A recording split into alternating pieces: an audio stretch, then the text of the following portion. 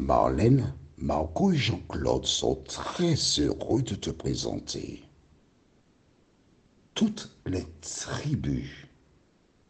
Nous avons deux références. De Timothée 3, verset 1 jusqu'au verset 5 et Apocalypse 1, le verset 7. Prions. Notre Seigneur et notre Dieu, nous voici en ta présence pour te louer et te bénir. Nous voici en ta présence pour t'exalter. Merci pour la parole. Merci de nous éclairer, Seigneur. Merci de nous diriger. Nous t'avons prié au nom de Jésus pour ta gloire éternelle. Amen. Rappelle-toi. Jésus déclara que le monde sera comme du temps de Noé avant son avènement. Et nous avons vu dans l'étude précédente que du temps de Noé, que se passait-il? Il y avait la méchanceté, il y avait la violence. Il y a quelque temps, sur un journal à Montréal, j'ai lu dans les faits divers quelque chose qui m'a sidéré. On a trouvé dans une rue de Montréal 2 moitiés de corps. Le haut d'un homme et le bas d'une femme coupé à la tronçonneuse. Je ne peux pas te dire si ces personnes ont été découpées pendant qu'elles étaient en vie. Mais des gens ont réalisé ce forfait, ont embarqué dans un véhicule les corps et ont été en pleine rue déposer ces 2 moitiés de corps. Quand j'ai lu cela, je suis resté glacé. Ces personnes prenaient le risque de tomber sur une patrouille de police ou autre, mais elles n'ont pas réfléchi. Elles ont réalisé leur forfait. La question que je te pose, ces personnes ont-elles Dieu à l'esprit? Pendant que tu réfléchis, Jésus déclare que les gens buvaient, mangeaient. Maintenant, dans notre monde, il n'y a que ça qui prime. Le boire, manger, boire, manger. Toutes les occasions sont bonnes pour boire, manger, faire la fête. Sais-tu pourquoi? Le diable accapare les gens. Car lorsqu'ils sont ainsi, ils n'ont pas le temps. Mais non, pour Dieu, ils n'ont pas le temps pour lire la Bible, étudier, se préparer pour le retour de Jésus. Et quand ils sont engagés dans le boire et le manger comme ça, leur seule question c'est, la prochaine fois, où irons-nous? Quand aurons-nous notre rencontre comme cela? Ah, c'est bien, on s'amuse, on rit, on rigole, on boit, on mange. Le diable est en train d'anesthésier le monde. Qu'en sera-t-il? Prenons nos Bibles dans le livre de 2 Timothée chapitre 3. Dieu a donné à Paul des informations que nous découvrons à partir du verset 1er jusqu'au verset 5. Sache que dans les derniers jours, il y aura des temps difficiles. Est-ce que nous sommes dans les temps difficiles maintenant? Quand tu es chômeur, si tu ne te trouves pas un emploi, tu perds. Tu n'as pas les moyens. Toutes les personnes sont invitées à avoir une mutuelle. Les personnes âgées qui ont une faible mutuelle paient une somme importante, la mutuelle. Temps difficile. L'intelligence artificielle fait que de nombreux postes ne sont pas pourvus. Et si tu prends le métro à Paris, tu ne seras pas surpris de voir qu'il n'y a aucun conducteur pour certains métros. Aucun conducteur. Tu t'embarques sans chauffeur. L'intelligence artificielle. Et presque partout, il y a des robots qui font leur apparition. Même dans les restaurants, il n'y a plus de serveurs, ce sont des robots. Quand tu vas, par exemple, dans certains fast-food, par le passé, tu pouvais aller passer commande et puis non, maintenant, tu as un boîtier sur lequel tu vas passer ta commande. Ce qui fait qu'il y a moins de personnel. Mais quand il y a moins de personnel, il y a plus de chômeurs, plus de personnes qui sont en difficulté. La Bible te dit, sache que dans les derniers jours, il y aura des temps difficiles. Pourquoi? Car les hommes seront égoïstes, amis de l'argent, fanfarons, hautains, blasphémateurs, rebelles à leurs parents, ingrats, irréligieux, insensibles, déloyaux, calomniateurs, intempérants, cruels, ennemis des gens de bien, traîtres, emportés, enflés d'orgueil, aimant le plaisir plus que Dieu. Mais la chose que j'aime le plus dans ce texte, c'est la partie qui suit.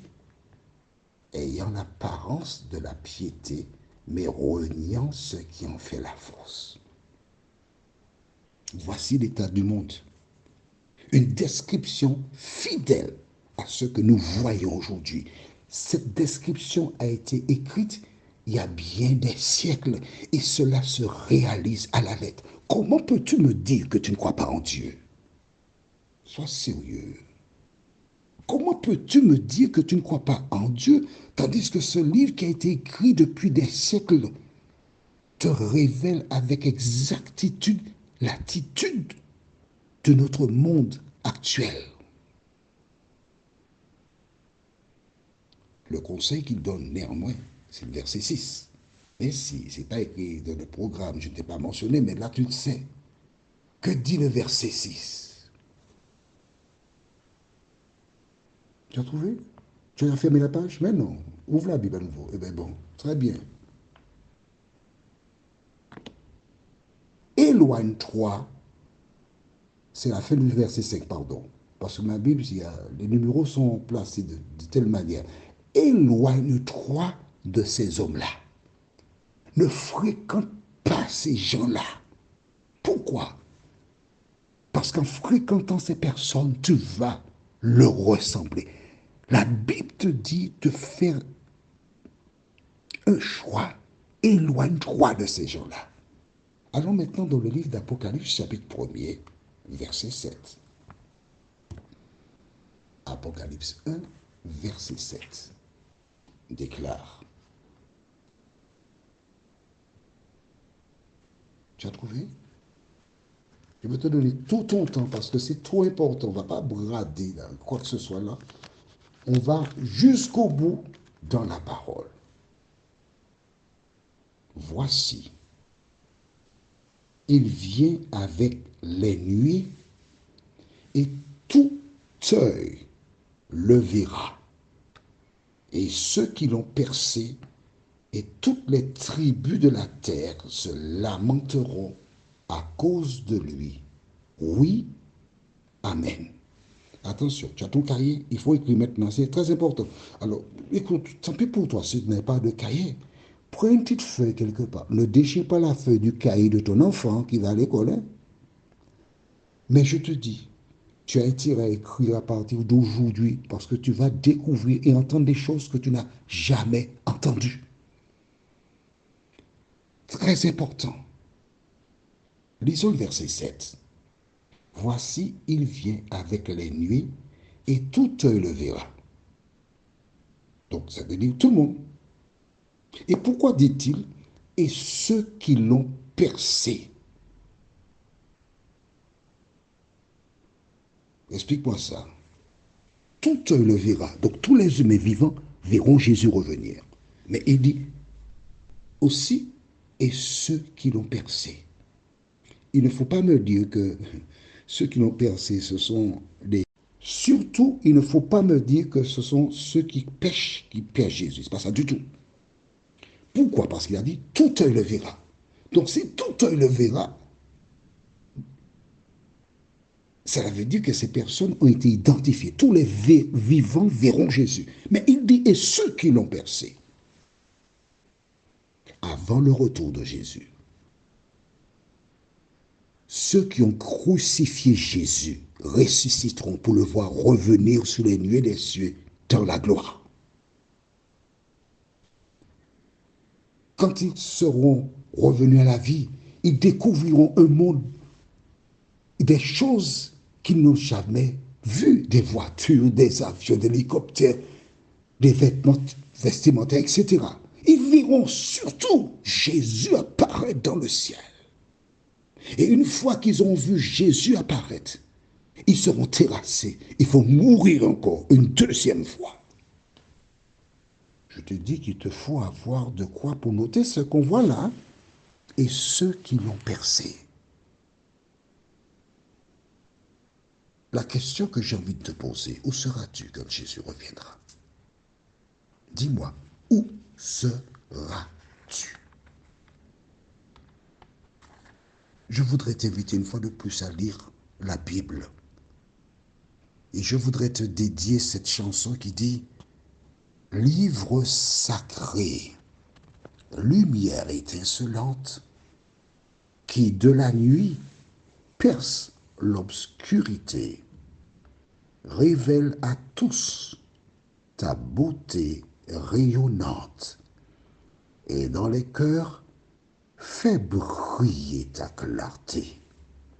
Livre divin, ô céleste message de vérité, de justice et d'amour, conduis mes pas dans le pèlerinage où, vers le ciel, j'avance chaque jour. » Mon ami, c'est soit tu avances vers le ciel ou tu cours vers la mort éternelle.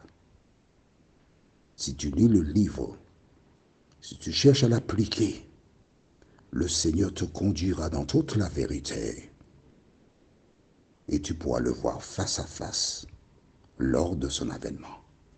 Prions. Notre Seigneur, notre Dieu, nous te bénissons pour la parole. La parole qui nous éclaire. La parole qui nous permet d'avancer. Merci de nous aider à comprendre ce que nous lisons, à prendre le temps pour aller jusqu'au fond des choses et, sous la houlette du Saint-Esprit, marcher en nouveauté de vie. Merci de nous entendre, Seigneur. Merci de nous éclairer. Merci de nous diriger. Nous t'avons prié au nom de Jésus et pour ta gloire éternelle. Amen. Le thème que nous aborderons est les morts en Christ. Une seule référence dans 1 Thessaloniciens 4, les versets 13 jusqu'à 16. Que l'Éternel continue de te bénir. Et n'oublie pas que Jésus tient toujours parole. Il me tarde